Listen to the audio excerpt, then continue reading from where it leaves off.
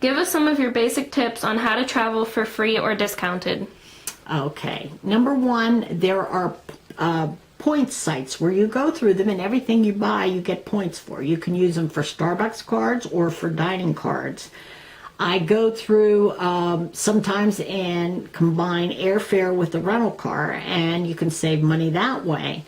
Also, you get frequent flyer miles, and I pay for it with my Sheraton credit card, so I get Sheraton points. So you learn to combine all these points programs and maximize your points. So, for example, the first trip I took a couple years ago, I mean, it wasn't my first trip, but it's the first one I'm going to talk about. I went through the points website. I went from there to Travelocity. Travelocity had a deal. If you paid for your airfare, you got $100 off your rental car. So I flew with a major airline. I belong to all the flyer clubs, even though I only take 2 trips a year. I got frequent flyer miles. We flew nonstop. We stayed in a timeshare for $129 a week. We did all the free stuff that you can do in LA. We went to Venice Beach. We went to the Santa Monica Pier. We went to Forest Lawn Cemetery. We went to Jeopardy, and we were in the audience. And I could spend 3 weeks in LA and never spend a penny. The second trip I want to talk about is to San Antonio. My best friend and I went, and she had frequent flyer miles, and I paid for my trip, but I got a pretty good price because we flew a low-cost airline. Her friends lived way out in the country, so we wanted to spend 2 nights in the city so we didn't have to drive back and forth. So I used my Sheraton points, and I got 2 free nights at the Sheraton. They put us on the concierge level. They gave us free snacks and free internet access and just treated us like we were royalty. Then we went to dinner on Riverwalk with a gift card that I had gotten from the point system. And on the way back, they said, does anybody want to give up their seats? Well, you never saw 2 old ladies run as fast as we did to get up there to give up our seats. So they put us up overnight in a hotel, and they gave us money for dinner and 2 free round-trip tickets. And a point I would have to make there is don't schedule your return home at the last minute.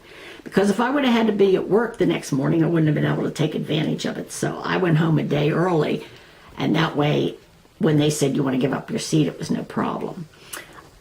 So we had our free tickets, and about 11 months later, we went to Las Vegas. We got 7 nights in a timeshare for $129, and we were there for 9 days. We got 2 free nights at the Sheraton with my points. And we had dinner one night at the Rainforest Cafe with points I had gotten from the points website. When we traveled around the different casinos, we signed up for all the players clubs, and most of them would give you $10 in free play. One of them gave you $20 in free play. So we'd play with our $10 that was free, and when it ran out, we'd leave and go to the next one. The only expense we had really was the rental car, and we split the cost, so that wasn't bad at all. So 9 nights in Vegas for $129 plus the cost of a rental car. If you don't own a timeshare, you can still rent them. You can go to Google and type in timeshares for rent. And you can rent them for $200 or $300 a week, which may seem a little steep, but when you think about it, it has a completely equipped kitchen, so you can save a lot of money on eating out. And then a few months ago, we took our 4th trip. I found this really great website where the airfare is $9.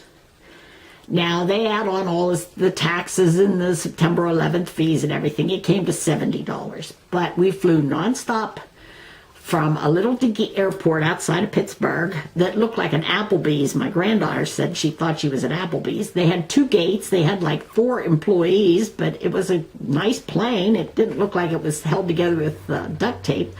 So we got on the airplane, and for $70, it took us to Fort Lauderdale. Now, that's really the only place it goes, but we rented a car and we drove up to Orlando. So once we got to Orlando, we had a week at the timeshare, the Marriott, which is super deluxe.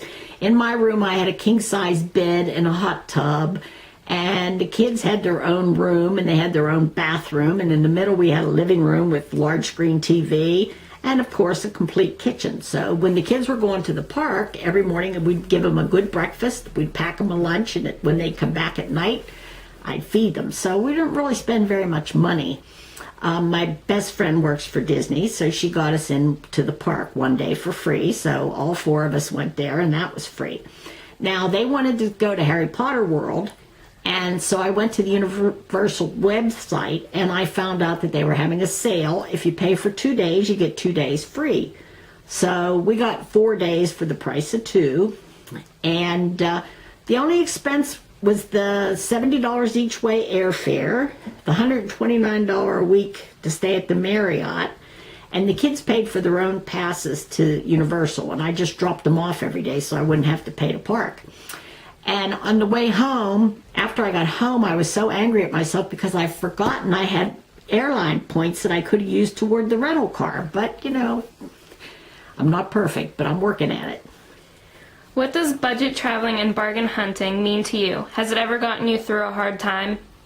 Well, yeah, I don't have a lot of money to spend on travel, and I think you could travel for free if you make 5 or 6 trips a year because you get the flyer miles, but I don't have the vacation time coming or the money. So I'm limited to 2 trips a year, so I have to be a little more creative. I'm also flexible. If I have to fly home on the red eye, or if I have to get up at 6 o'clock to get a better deal on the airfare, I'll do it because to me it's worth it. And I just love to travel. I'm so happy when I'm traveling. And even if I have a bad day and things are going wrong at the airport or something, I'm still in a good mood because I'm still going someplace I really enjoy. What is your travel mantra? Cheaper is better. Free is best of all. Are you adventurous? Would you be willing to drive an RV across state, couch surf, or even house swap for the show? I'd be willing to house swap, but I can't believe there's a big long line of people that are dying to come to Pittsburgh. But if I could find someone who wanted to see the city of Pittsburgh, then I'd be glad to swap with them. Now, an RV, I don't know. I'm not the world's best driver, but I'd give it a shot. And I spend a lot of time on the computer. That's number one for me. And one of my pet peeves is the more expensive the hotel, the more they charge you for the internet. You stay at a cheap one and it's free. I don't understand that. But being that I'm a Sheraton member, I get a lot of free perks like that, free Wi-Fi and so forth. Why should we pick you to be on the series? How will our viewers benefit from having you on the show? Well, I think it's because I'm really, really good at finding these deals. Sometimes I amaze myself, and I have a sense of humor, and I'm pretty easygoing when I'm traveling because I'm in such a good mood. It's like, you know, Christmas to me. And I think I can share some of my ideas on how to get points and maximize the points. Like the first trip I talked about, I got points toward dining, I got flyer miles, I got hotel miles, I got everything. So, I mean, the secret is to maximize your points by piling points on top of points on top of points. Okay, I'd like to introduce my granddaughter and traveling companion, and a chip off the old block, I might add. She's a bargain hunter, too. And you want to show them some of your souvenirs from our last trip to Harry Potter World? I was really, really excited to go to Harry Potter World. I'm a huge Harry Potter fan. And this is probably like my most prized possession in the world. It's my wand and my butterbeer glass, which tasted amazing.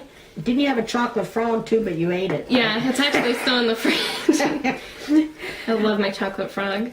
So, yeah, she's been with me on a lot of these trips. Either I travel with her or with my best friend who lives in Orlando, and we meet somewhere in the middle. So I hope you will consider me for your show, and either way, I had fun doing this. Thank you very much.